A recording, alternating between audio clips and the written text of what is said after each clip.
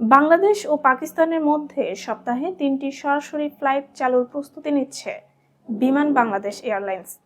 পাকিস্তানে নিযুক্ত বাংলাদেশের হাই কমিশনার ইকবাল হুসেইন খান এ তথ্য দিয়েছেন।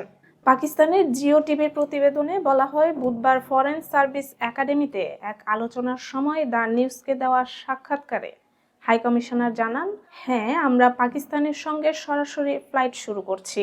আমাদের জাতীয় এয়ারলাইন্স করাচিতে সপ্তাহে 3টি ফ্লাইট পরিচালনা করবে। ভারতের আকাশসীমা ব্যবহার করে ফ্লাইট পরিচালিত হবে কিনা এ প্রশ্নে তিনি বলেন, যেমন ভারতীয় বিমান বাংলাদেশের আকাশসীমা ব্যবহার করতে পারে, তেমনি বিমানের ফ্লাইটও ভারতের আকাশসীমা অতিক্রম করে উঠবে।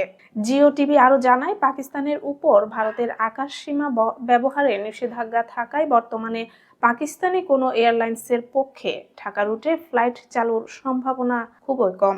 ফরেন সার্ভিস একাডেমিতে বক্তব্যে হাই কমিশনার বলেন, দক্ষিণ এশিয়ায় বাণিজ্য, সংযোগ ও সহযোগিতার ব্যাপক সম্ভাবনা থাকলেও সীমিত প্রবেশাধিকার, সীমান্ত সংক্রান্ত বিধিনিষেধ এবং আঞ্চলিক রাজনীতি এখনও প্রবৃদ্ধির বড় বাধা হিসেবে রয়ে গেছে।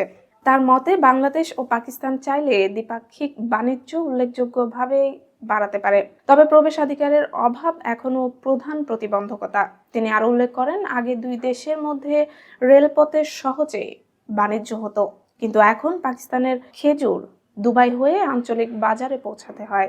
ভিসার অপব্যবহার এবং যুক্তরাজ্য সরকারের নতুন কড়াকড়ির কারণে বাংলাদেশ ও পাকিস্তান থেকে শিক্ষার্থী ভর্তির আবেদনে সাময়িক নিষেধাজ্ঞা দিয়েছে দেশটির বেশ কয়েকটি বিশ্ববিদ্যালয়।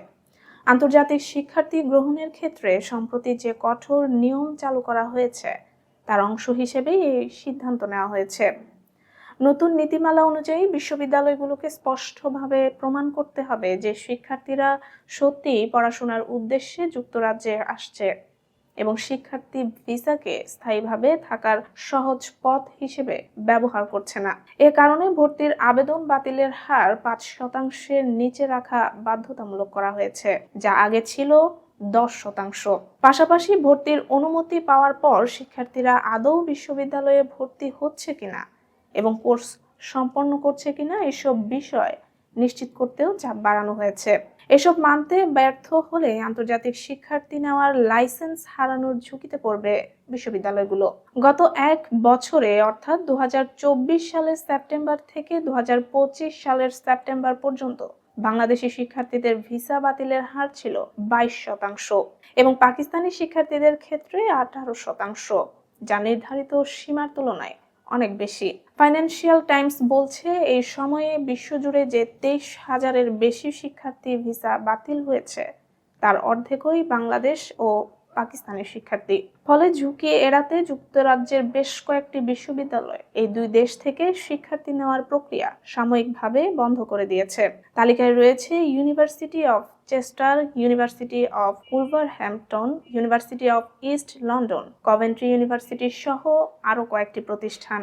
এই সিদ্ধান্তকে ঘিরে ব্যাপক আলোচনাও চলছে। কেউ কেউ মনে করেন এতে ভিসা প্রক্রিয়া আরও স্বচ্ছ হবে এবং প্রকৃত শিক্ষার্থীদের সুযোগ বাড়বে। অন্যদিকে বিরোধীদের মতে এতে অনেক যোগ্য শিক্ষার্থীর যুক্তরাজ্যে উচ্চশিক্ষা গ্রহণের পথ বন্ধ হয়ে যাবে।